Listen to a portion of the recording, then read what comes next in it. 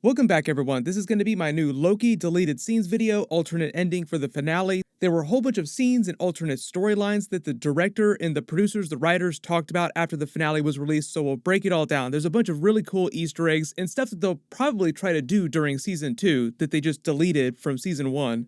As I've said in previous videos, what just happened on Loki will also influence what's happening on Marvel's What If series, which is a big multiverse series, big multiverse version of the Avengers team. I'll be doing full episode videos for that. It'll start in a couple weeks on Disney+, so be sure to subscribe to get all those videos. Thankfully, we won't have to wait too long to see the consequences of what just happened, but careful for spoilers for everything that's happened on Loki if you have not watched the finale yet, because we'll be talking about everything. So I'll start with the alternate ending first, then I'll talk about some of the other deleted scenes from earlier in the finale episode, and then some of the other episodes too. We've learned about some extra deleted scenes and connections to what was happening during the alternate storylines in the finale. Because based on some of this stuff, they made some huge changes, I think for the better, for the finale. Like originally the finale was very different. But probably the biggest change to the alternate ending of the finale is that Kang was originally only going to be a big post-credit scene. For those of you that wondered why there wasn't a bigger post-credit scene, we just got that really short scene of the season 2 announcement. It was kind of more of a mid-credit scene than a post-credit scene, but that was in effect sort of the replacement to the post-credit scene that would have been their big Kang reveal moment. But in that original version of the finale, there wasn't going to be any of the Kang stuff during the actual episode. It would have completely changed 3/4 of the episode itself, because after about the first 10 minutes in the finale as we saw it, it's all Kang explaining everything to Loki and Sylvie. He's in most of the episode. And the report is that originally, instead of Kang showing up within the first few minutes of the episode, we would have gotten a vastly longer Miss Minutes temptation scene where she lists off all these different things that Kang is willing to give them, changes to their timeline in order to get them to turn around and go home, so to speak, like leave the Citadel at the end of time. But remember, that was all part of the big Willy Wonka style test. Him testing them to see if they were worthy to make a Thor movies reference. Let he who is worthy take the place of Kang inside his Citadel at the end of time.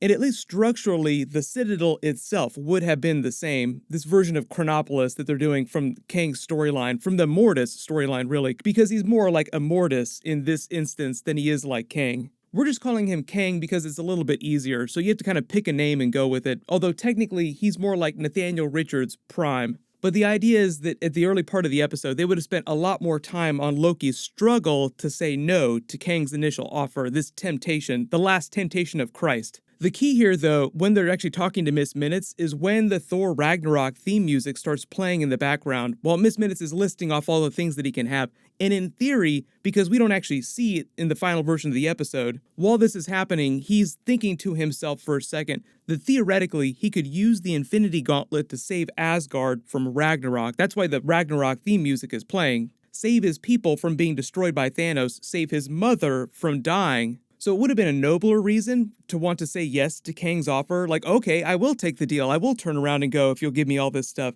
But the idea is that we would have seen more of that internal struggle that Loki was having just play out on screen. So that's basically where the King Loki scene came from. It was part of the last temptation of Christ sequence during the early part of the episode. But also in this version of the episode where there was no Kang during the episode, they have all this extra time because he spends the entire episode explaining to them.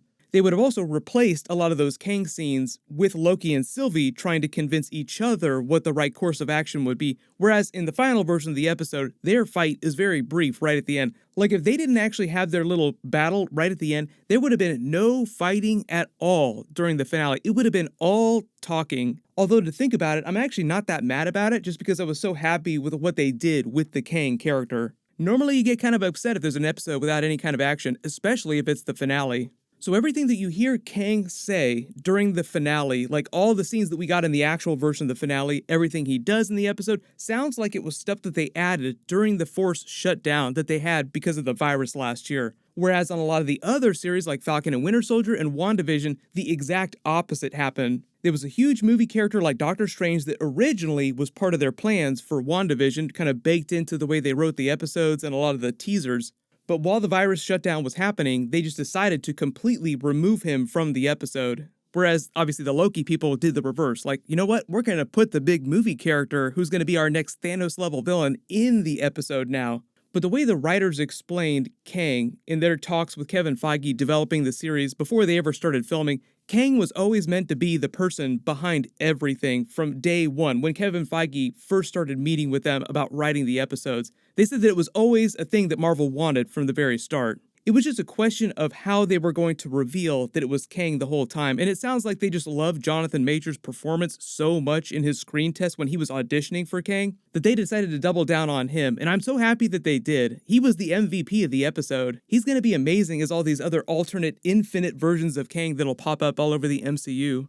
And I think a lot of the way they ended this changed because they decided to do a season 2 early on in production. So they knew that they were going to have a season 2, whereas they didn't have that during WandaVision and Falcon and Winter Soldier. So they were able to have a little bit more fun, just sort of being propulsive, teasing future Marvel movies, but also teasing a lot of what's going to be happening during Loki season 2. But just in terms of Kang's whole speech, setting him up as the next Thanos-level villain, infinite versions of him freed from their own timelines all coming for war, each with their own agendas, do not be surprised if pockets of them band together briefly. Sometimes Kang versions will work together across different points of their timeline, but usually they find themselves at odds with each other to hilarious consequences. Like there's just as good a chance that the Kangs will all wind up killing each other before the new Avengers in the Fantastic Four will have a chance to defeat them. But I do have a big Kang explainer video for the future of his character in the MCU, what's happening with him next, that'll post tomorrow. I'm just waiting a couple days because there's so many spoilery things that we have to talk about, and there's still probably a couple people that have not watched the finale yet.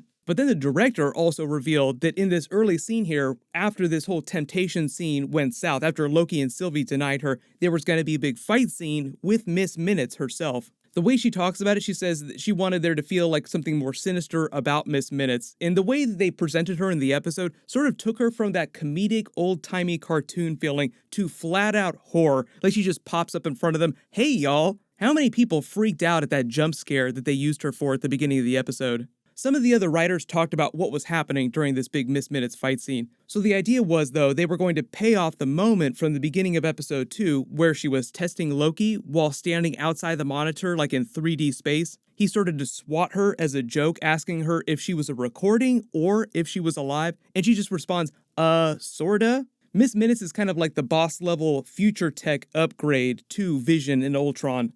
And she's not invincible, it's just that they don't have the understanding of how her programming works or how she exists. The technology that Kang used to create her is so advanced from the vastly different future of the MCU that no one's seen it yet. The other part of the big fight scene with Miss Minutes would have been them walking through the halls before they meet Kang, where they would have had to fight all the greatest warriors from across the timeline, bringing back not just the ones that are gone or dead, but also MCU characters from the future that we have not seen yet.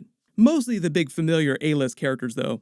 If you remember Mysterio's illusions when he was fighting Spider-Man during Spider-Man No Way Home, like he made him see all these visions of dead Avengers like the zombie version of Iron Man. Now think about Kang's 3D PowerPoint presentation technology where he manifested these 3D models while he was explaining his backstory in the history of the MCU, the multiversal war. You have to imagine Miss Minutes forming Avengers characters using the same type of technology. There was also going to be a longer deleted scene of them walking through what they called Kang's display room, which would have been on the lower levels, and it would have been like a larger version of Renslayer's trophy case with Kang collecting artifacts from across history, and it would have been full of Easter eggs from the Marvel movies so far and from future Marvel movies that we haven't seen yet, like characters in the future like the Fantastic Four, Galactus, Silver Surfer Easter eggs, X-Men, mutants, Eternals characters, Celestials artifacts, and Easter eggs.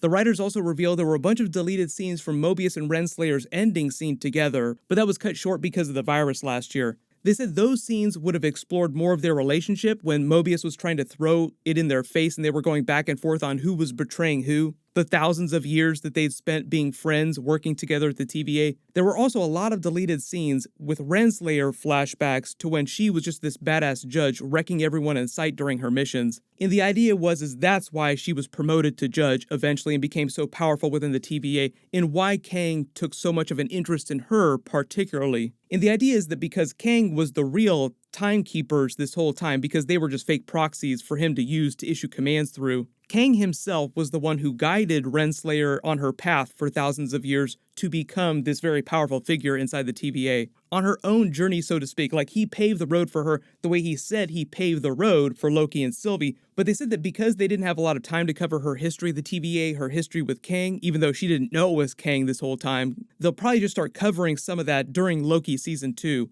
Although Gugu Mbatha-Raw made it sound like she might also cameo in some of the upcoming Marvel movies as sort of like a sub-boss alongside versions of Kang. It could be alternate versions of her character as well, just like we see alternate versions of Kang. But if it wasn't clear, pretty much all of the Loki characters are coming back for Loki Season 2, including Sylvie. In just answering what happened to Sylvie after she killed Kang, she would have taken her TemPad that she used to send Loki back to the Citadel, and she would have just gone back to one of her safe houses in one of the other apocalypses. But just like Loki goes back to find this very different changed timeline version of the TVA, Sylvie would have also probably encountered similar changes to wherever she goes back to. But after this, she'll be dealing with the consequences of her actions, regrets about killing him, and eventually on her own hero arc, just like Loki got during Season 1. So eventually they will be reunited during Loki Season 2 at some point. I've already done another video with the other deleted scenes from earlier in the episode, like there's a deleted scene with Frog Thor versus Loki, Throg versus Loki. I'll add a link for that video down in the description, but there are a lot of deleted scenes from across the entire series. Most of the other ones I do cover in that Throg video.